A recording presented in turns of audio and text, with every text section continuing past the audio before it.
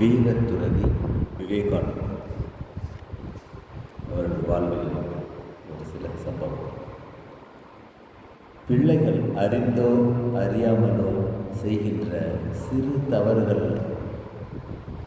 தவறுக்கு பிறம்பால் அடித்து தண்டிக்கும் கெட்ட பழக்கம் ஒரு காலத்தில் இருந்தது.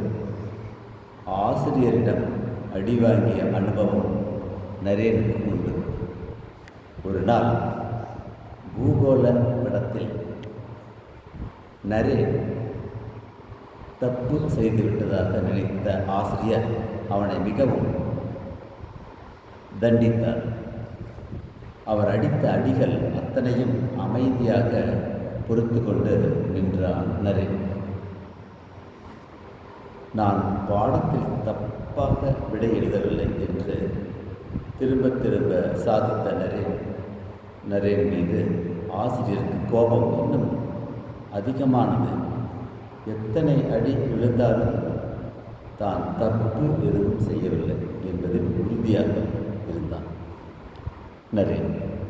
ஆசிரியர் நரேன் எழுதியதை மறுபடியும் படித்து பார்த்தார்.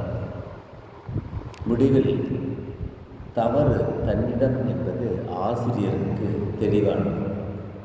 தன் மாணவன் நரேனிடம் மன்னிப்பு கேட்டுக்கொண்டார்.